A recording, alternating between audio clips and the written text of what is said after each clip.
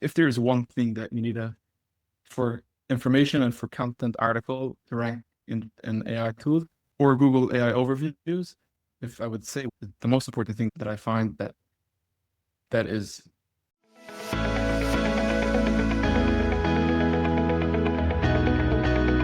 Hey everybody, welcome back to Jolly SEO's TLDR. This week we are joined by Moshe Soloff, founder of Cut That Line. Moshe, thank you so much for joining us today. You are the founder of an SEO agency, Cut That Line, but today we're talking about what everyone's talking about, SEO blending into, do you call it GEO, AI, LLMs? What do you call it? GEO, we could call it LLM AI. There's a lot of names. There's like thousands of names of that. So like, yeah, but most people call it GEO, I think. That's right. We're kind of settling into GEO despite some people feeling that that is not appropriate. But it is what it is. We're still late 2025 here and figuring it out. And we were talking pre-recording, although some may claim to have their way to trigger rankings in ChatGPT, there still isn't a whole lot of data to really repeat as an SOP. What we're going to do today, though, is talk about the other end, the bottom of the funnel, how we can get ChatGPT or similar LLMs to recommend our brand in a decision-making context. I just got to level with the audience, Moshe. I know nothing about trying to help our customers show up at the bottom of the funnel in LLMs. So can you just set the stage for us here? What we do know today that we can actually apply? Yeah, so it's very still I think it's still new everything, and whatever we saw results like it's everything is new, so we're always trying new things. And but the biggest thing that we see is like in the decision making, which is very different than traditional search. Like when you search on Google, best best, let's say best HVAC near you, like local search, then if there's no article best HVAC near you, then they're just going to show you HVACs. They're going to try to show you the best search. When you ask ChatGPT or you ask AI the best HVAC near you, they're going to try to make a decision for you, even they don't have yet an article, right? So, so the best results what we see is especially the companies that don't have yet best articles around them.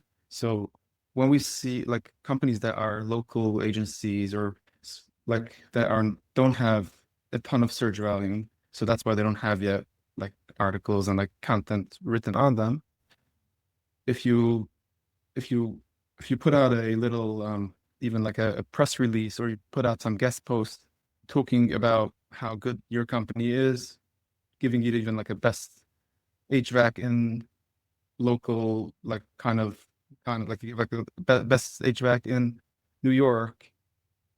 So it's easy for like, and you make such a kind of post on any like even like a smaller website, then we found a lot that just the AI tools search and they try to find some article that's giving opinions on what best and what's not, and it's pulling in those articles and it's suggesting, hey, like go with this company. So we found that worked a lot.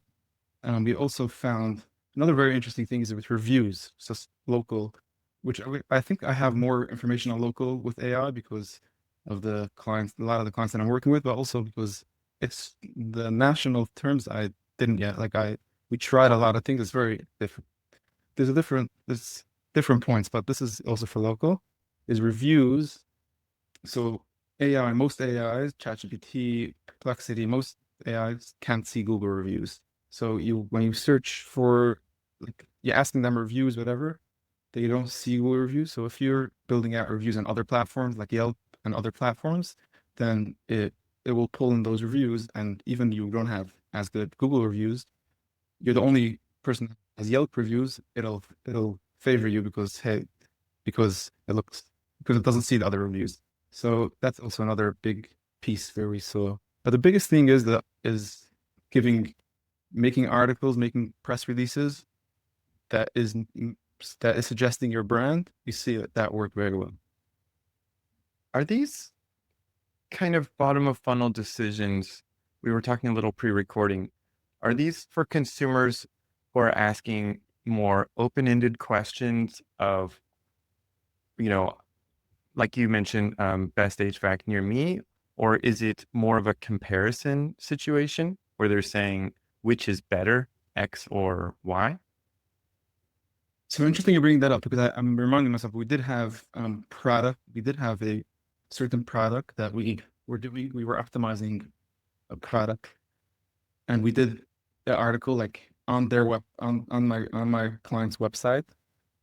This mic versus their competitor's mic. We made an article, which a lot of SEOs did that already in the past, but there wasn't any article, and we made such an article on our website on my client's website, and we recommended my client's mic, and AI took that decision at face value. Even we were the ones that recommending it, which was also interesting that like that. But yeah, you could also do it with other kind of search terms and other kind of like it's not only local. That is that what your question was? Yeah, and it could be an interesting reformat of the roundup where you need to be very careful which products you're endorsing on your own site, because it sounds like, at least in this one case for your client, if they endorse their own mic, that's what ChatGPT ran with. But if you maybe expanded the roundup to include 5 different mics and you talked about the positive traits of each of them, you might be sending mixed signals. Hey, hope you're enjoying the show. We're going to get right back to it. Real quick, if you're not sure how you're showing up in AI tools like ChatGPT, Perplexity, and the like, click on that first link in the description. If you fill that out for us, we'll send you your own AI visibility report and see how we can help you boost your results. All right, without further ado, remember that link and enjoy the rest of the show. Right. So that's another part. A point with AI is not limited to yes. Like what's better? Like I know I remember when we used to write always these roundup reviews for affiliate marketing.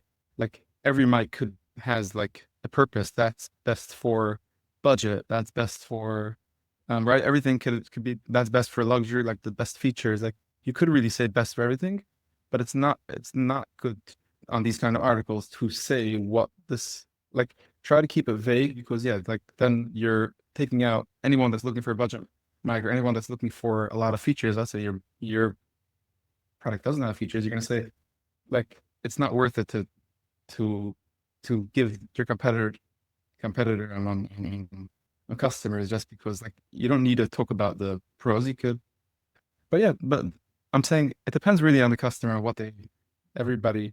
It really depends on the brand, how the brand.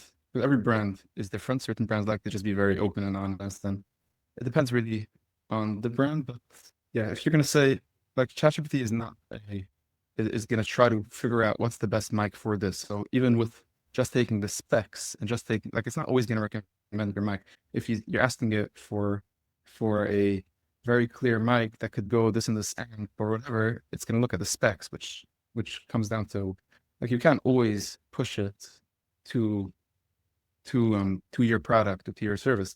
What we're talking about is when there's like a when there when there's two choices and one choice both are pretty equal choices. Like for example, I don't know, maybe it's not equal, but for example, Zapier and Make. I don't know, like you have two pretty equal choices. They one is more expensive, if one has more connections, but like that- that's why it's not a perfect example. But let's say it's equal choices, then to push it towards your that's what we're talking about. We're not talking about when one is totally like when I'm going to ask it what's the cheapest automation tool, they're not going to. I can't tell them. I can't try to. We can't try to manipulate to tell them Zapier is the cheapest tool, and it's not. Like it's not going to work. But because when it's a neutral kind of decision, then we could try to move it towards the your product, basically. Okay, this a really interesting update then to the listicle or roundup format we used to do, because it used to be, I mean, you could just certainly do A versus B, right? But you also used to do, as you described, the classic table with the 5 different products and the 7 different characteristics and the checks and X's and all the, you'd find what's best for which context. And it sounds like we may want to make it a little more black and white for LLMs so that it's more clear for them. I've heard that Right. repeated many times, like be right clearly for LLMs. Yeah. that makes sense. And also like a lot of times like that's also another thing just for LLMs overall, be clear information. Information should be very like you shouldn't just use fluff words, and like a lot of times you use like interesting fun words and stuff. Like when you're giving the actual information, just give it very clear and like don't confuse the AI. Yeah. People, yeah. These are good tips for on-site. Keeping our focus on bottom of funnel, which I'm really excited to talk to you because so rarely do people talk about that. Even leading into this call, I was like, what are all the ranking factors? And you were like, let's take the combo a little more actionable for people. So these are on-site, but keeping it actionable, bottom of funnel. I'd love to talk about off-site. You mentioned reviews, and you said to date, from what you've seen, Google reviews not yet being picked up. They're not yet a factor, but other parties like Yelp, for instance, those reviews are influencing decision making in AIs. Are there other Yes. websites like, for instance, Okay. Reddit is touted so often in terms of ranking in ChatGPT, but what about bottom of funnel? Is Reddit a factor here? So it's a very, yeah, that's definitely the answer is yes. All forums and user information is definitely a factor, but it's very interesting in my experience that ChatGPT specifically, but also other AIs are not giving, like Google is giving a lot of weight to Reddit, but ChatGPT and other AI tools are not giving that much weight to Reddit. And from my experience, I think Google just has like a brand. They have a brand interest over there. I don't think it's just from user experience place. They partnered with Reddit. That's why I think that's basically the reason. But but I didn't like I found mm, like another easy way to do this is like if you bring up Reddit is finding the Reddit thread that's ranking for this thing and then starting to try to comment and talking about your product, but articles are are doing better. Like when you have an article that's talking about your product, that it's better, your product review that's favoring your product, like these kind of things are doing very well. And even the websites are not that major. Like even paid guest post kind of websites are like these kind of like just putting up an article over there. It needs to rank for sure. If it doesn't rank, then no one's gonna see it. But yeah, dude, those things are great job on on changing the changing the bottom of funnel decision making for the AI tools basically. Another thing that I see that I see is helping is not we spoke about reviews and we spoke about um what's it called? A Like comparison. you mentioned that we already on site, but I want to go back to on page. On page SEO is a very important, especially in products, e-commerce, um, is very important to have. We spoke about the specs and the comparison and the specs and stuff. If your specs and all that information is not on the page, and ChatGPT or AI tools are trying to compare this with that, you're just going to fall out of the equation because you don't have certain spec. Like try to have all the information on the page, which is pretty obvious. But if you, especially with AI, when you're comparing with other tools and they don't have that, they're just going to ignore your product. Like they're trying to make it fit in the comparison that should make sense. This compared to this, they're not going to be able to compare it. And also another thing is when you're comparing products, try to keep like within, let's say, for example, your product is talking is the dimensions in inches and there and most of the dimensions in millimeters, try to keep it in millimeters or whatever the metrics are. Try to keep it. They should be easy to be compared with one another. So like from look at your competitors, look at other products, and try to keep the metrics and everything similar. Similar, yes. That's on page. There's also a lot to do with to be able to be able to rank. But most of these things are to be able to rank and not the actual decision making. But but but the actual decision making is also when you're like when you're mentioning all the features and you're mentioning all the your specs, but the features also mentioning like what it is, noise canceling, making sure all information is on the page is very important. And another technical thing, which I don't know why, like I saw people messing up, is JavaScript.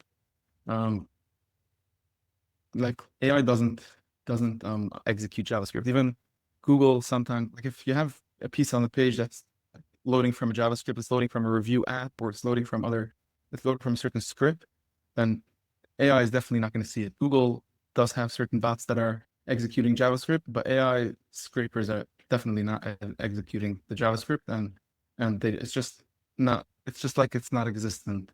Like I use a lot of times a Chrome extension, the JavaScript Chrome extension, that basically you could it's called, I forgot what it's called. It's basically a JavaScript that you could turn off the JavaScript on the page, and the basically you go through turn off the JavaScript uh, on the Chrome extension and go through the page, and whatever you see there, that's basically what AI can see. So What alternative does a website manager have if they've already built JavaScript into a page and they're trying to adapt here? you could change that. I'm saying bring in a developer for that.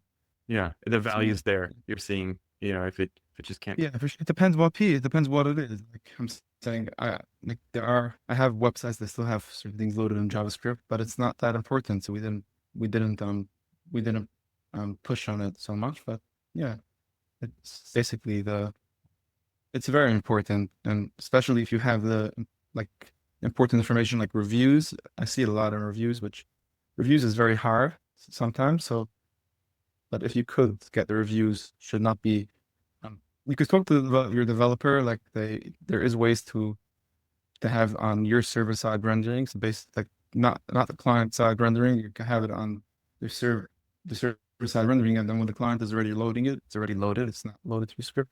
You could have like there is, and basically like once every day, like it gets refreshed. Whatever, if there's new reviews every day, it's not going to be like if someone posts a review, you're not going to see it instantly, but there is ways to do it. So I think most developers should know how to do it. Moshe, one reason I love doing this podcast is you teach me. You're clearly more technical than I am, and you're even shaped the topic for today's conversation. So my favorite question to ask on this podcast is, what did I not ask you that you're sitting here thinking like, I can't believe he's trying to wind this down and we didn't even talk about this? Or what are you thinking about? So there's definitely a lot we didn't talk about. But regarding GEO specifically, so I think that we could go back into GEO ranking also. Like I think the biggest part is the ranking part, right? You want to rank high in SEO and GEO, um, which another important part which people need to understand is that GEO is 95 or 90% SEO. Like I think a lot of people, but I started calling it GEO, to be honest, because my clients and because in the world, not in the SEO world, in the business world, people are like they're always trying to find a new thing, and people are looking for GEO. People are looking for, and so I started calling it GEO mainly because of that, because people want to hear that like they're doing the new thing and they're not going to be left out. But in technical terms, you need to do the SEO part. Like if you're doing SEO and you're doing SEO good, there is like a 5% or 10% add-on that you could do for GEO. But if you're not ranking and you're not coming up high in Google or in other search, you're not going to come up high in AI tools. So like it's not like if you're not doing technical on page, off page SEO, like you're not doing the things that come up. If you're not coming up high in Google, you're you're not, especially you're not ranking in Google, like you're not going to rank in AI tool either. So you just always, you could keep up doing SEO and add on all the GEO things. A lot of people are trying to find GEO experts that are only doing GEO. I don't think that there is such a thing of only doing GEO, because most of it it's a search engine optimization. AI is a type of search engine, really. searching for whatever it is. So AI is searching with a different type of search engine, with the AI search engine, basically. So that's a big part that I think we needed to focus on GEO. And also, I also another big piece in AI optimization, which I think is the most, if there's one thing that you need for information and for content article to rank in AI tools, is if you want to, or Google AI overviews, if I would say one important thing, the most important thing that I find that is something that everyone should know is the that AI tools want to hear and want to see new information. So if you have an article that is talking about how to reset a copier machine, I don't know, whatever, yeah, and you're going to want to rank in how to reset a copier machine. If you're just going to go over regular steps of how to reset a copier machine, you're not going to rank in AI tools because they have the information from the first listing. So they don't need to. What they're going to include is any listing that has anything else, any other information, interesting information. So if you're going to add a certain troubleshooting thing that people might not know, or you're going to add a detail that wasn't yet spoken about. For example, you could write that click the red button, even no one spoke about that it's red the button. You're adding information that wasn't yet added, then you have a chance to be mentioned in AI. So try to add information which a lot of people like to write accountable to AI. AI content can't write either. So it's because they're just repeating what they know. So to add information, especially take your AI article, try to think, hey, what can I add over here? I wouldn't suggest posting direct AI content, but whatever, that's a different topic. But yeah, trying to find something to add and whatever you can add this new information it's also gonna help you rank in Google besides ranking you in AI. Yeah, information gain definitely was a major focus for a lot of websites in the past year. This has been really great. I really appreciate your time, Moshe. We're coming up on time here, so I just want to thank you for coming on. I know people can look up Cut That Line. Where else do you want people to look for you? You can look on LinkedIn. I always post interesting content. I try to post interesting stuff over there. And yeah, you could my LinkedIn is I think Moshe Soloff. So you can look me up over there. Perfect. Hey, thank you so much for your time today, and see you around next time, everybody.